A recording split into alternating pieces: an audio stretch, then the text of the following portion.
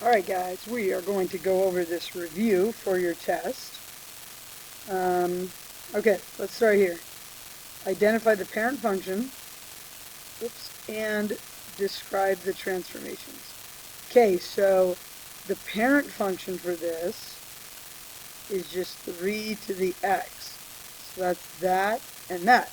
Now for the transformations, we have to say everything else that's going on besides that. So for this one, okay, the -5 right here means, remember, we divide the x values by -5, which will also flip it, but we can just say divide by -5. In there, -8, it's always opposite, so then we're going to move it right 8. Okay? For this one, my parent function is 5 over 2 to the x, and then I have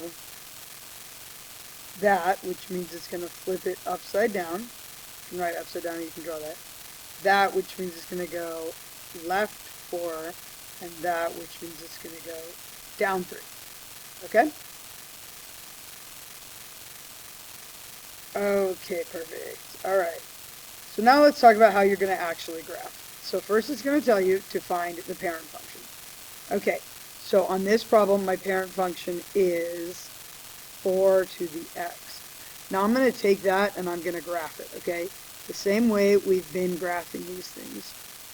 0, 1, right? 4 to the 0 is 1, 4 to the 1 is 4.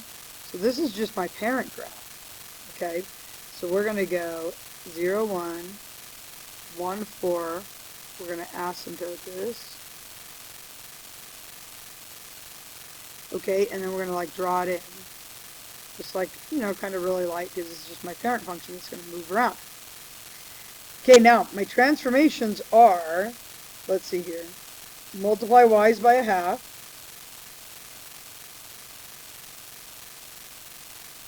By -1/2, actually. So that will flip it, but it's multiplied by negative. That's right 1, and that's up 4. Okay? Now when I multiply the y's by -1/2, 1 times -1/2 is -1/2. 4 times -1/2 is -2. So my new points are, okay, 0 is at -1/2 and 1 is at -2. We'll just try to draw them the best you can.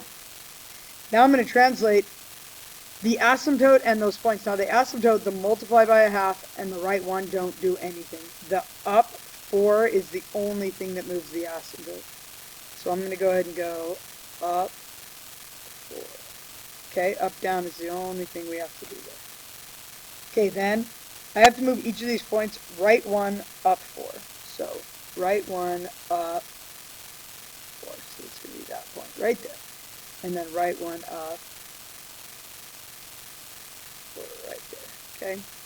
This one's like a little bit hard to see because it's on the halfway mark right there. Okay? And then we just go ahead and draw it in with our new points. You don't have to erase any of your work. I like seeing how you got to that answer. Okay, now we go over here and we answer the questions. Guys, we've talked about this a bunch. The domain of every exponential is -infinity to infinity.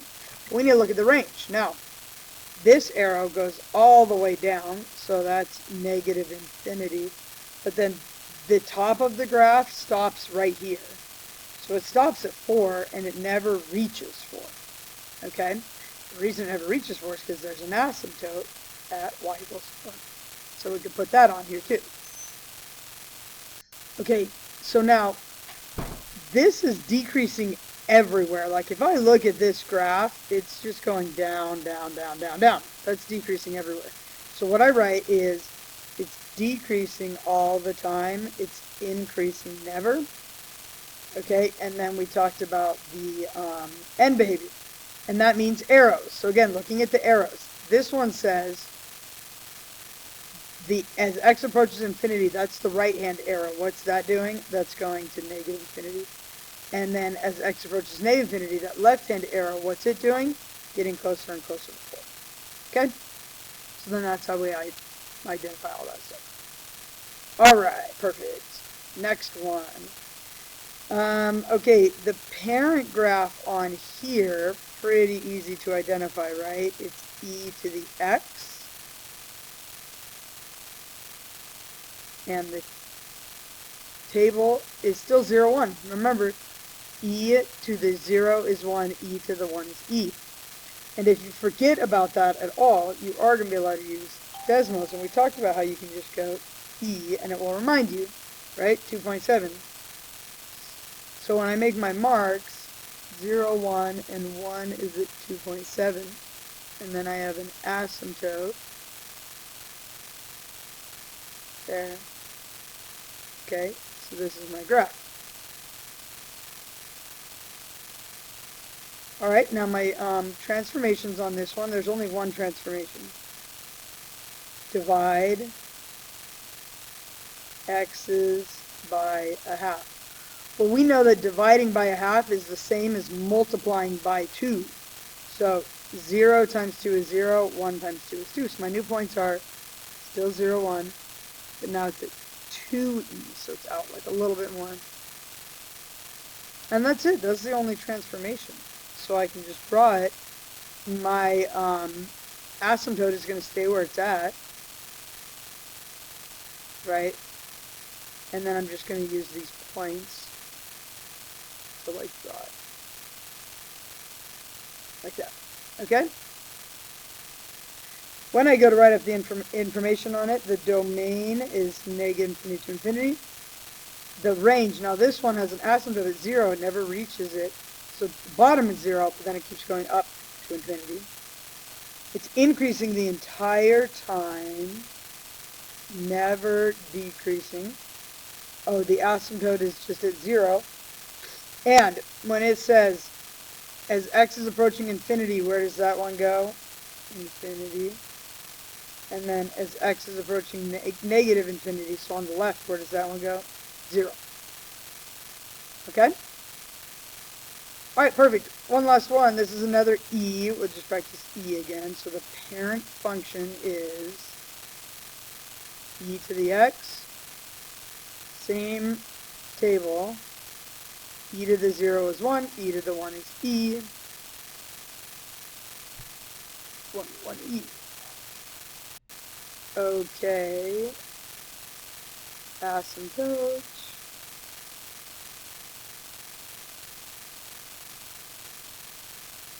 Here's my graph. All right.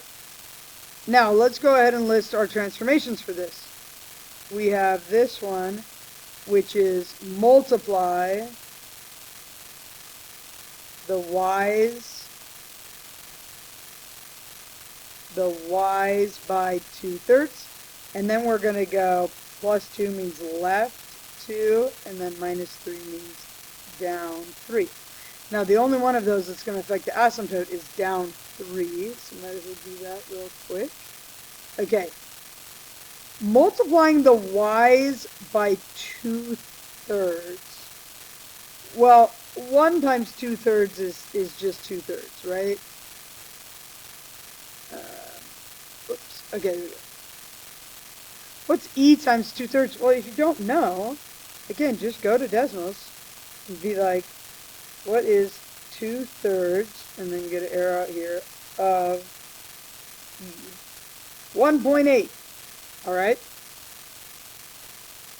1.8. So my new set of points is at 0, 2/3. That one came down a little bit.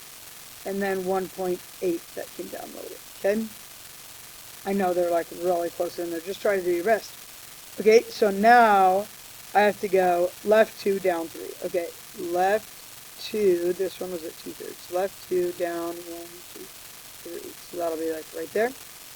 And then that was at 1.8. So left 2, down 1, 2, 3. So that one will go right there. And then I just draw it. Okay? That was a little weird. Try that again. All right.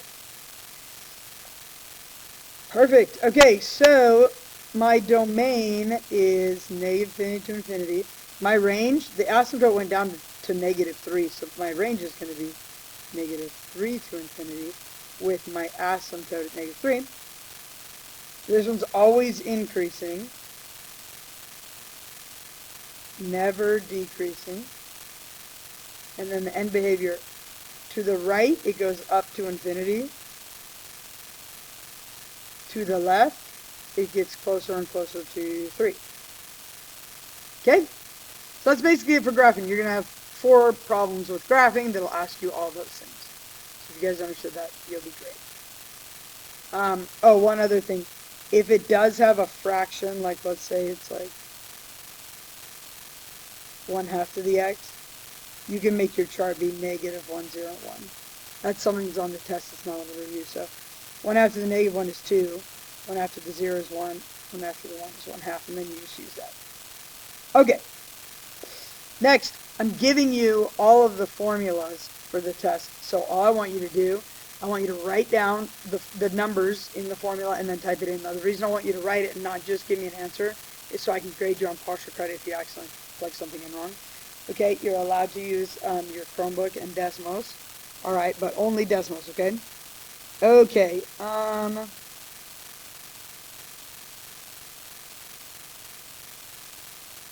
right.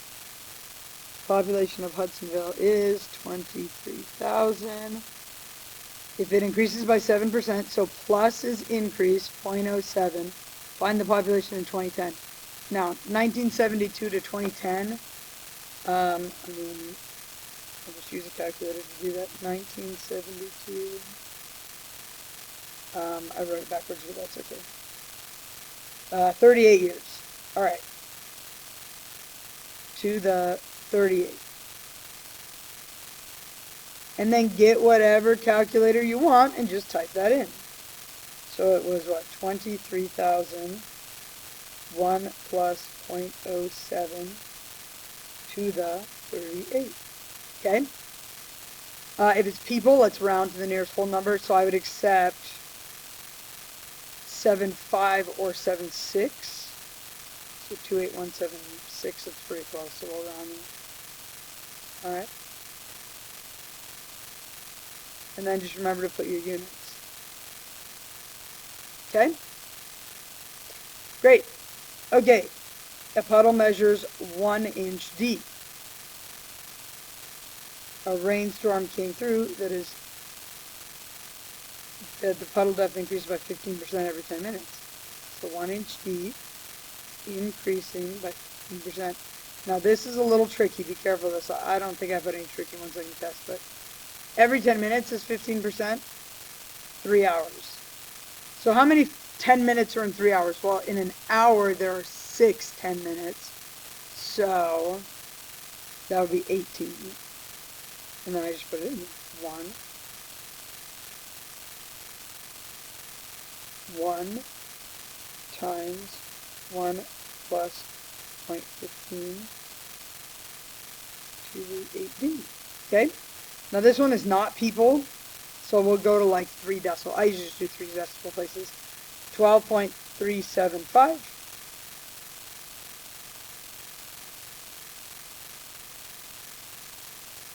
Inches is the new depth. Okay? Alright, now this question. Stomach virus spreads around a school of 750 students. After T days, it's modeled by the function below. Find the number of people after 30 days. So you guys, the formula is here for you. Like literally all you have to do is put in a 30 right there, and then I just want to make sure that you type it right. Okay?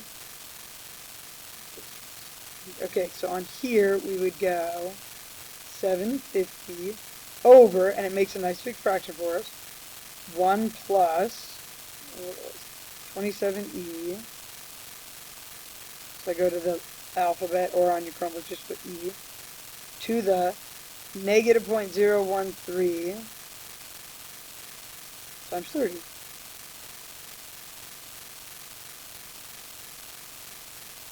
Okay? 38.899. So again, this is people, so I'd accept 38 or 39, either one. Okay? Don't put both, just pick one. And that's how many people I'd expect to have it. Okay? That one you just, you don't have to write the formula, you just do that. Okay. Wonderful. All right, then we have our compound interest formula. Savings account is opened with $3,000. 6.5% interest, that's 0.065. Compounded quarterly. Quarterly is 4 times a year to the 4 times 15. One thing I do want you to remember is, let's see, it's on here. Make sure you know all of those. Alright? I'm not going to use anything like real confusing. It'll probably be semi-annually, quarterly, monthly, weekly, daily, one of those. Okay? Okay, now I'm going to type this in. Just do this. Alright, so this is going to be 3,000 parentheses 1 plus 0.065 over 4 for quarterly to the 4 times 15. Now look, this is wrong because when I did that, it did 4 times 15. It brought it down there. I don't want to bring it down there. So what you have to do is you have to go parenthesis 4 times 15. Then it will keep it up there. Okay? So I have 7891.41. Alright. Okay, from number 2, Lori deposited $4,500. A 30-year retirement account. 3% interest, that's 0.03 over, compounded semi-annually. Semi-annual means 2 times a year, and then it's 2 times 30, okay? So, we go 3,500, 1 plus 0.03 over 2. Okay, and then I go to the, in parentheses, 2 times 30. Okay, and there we go. So this is going to be 10,994 point, and then I would take 48 or 49, whichever one you want to do. Okay? Now, the key word that we look for whenever something is growing continuously, right, or decaying, but the key word is continuously. When I see that word, it directs me to, we're going to start doing that with E, all right? So when you see compounded continuously, we're going to switch over to that formula. So that formula is $1,700 deposit, 4.75% interest. Oh, I'm already doing the wrong formula. Okay. I just said to use E and I wasn't doing it. E, 0.0475, find the account balance in 2020. So 2008 to 2025, I mean 17 years, right? Yeah, 17 years. So then I'm just going to type that in. Alright, so we go 1,700, and then just use the E off your keyboard or hit that, right? To the, and then it's 0.0475 in parentheses times 17. Okay? And this one is going to give me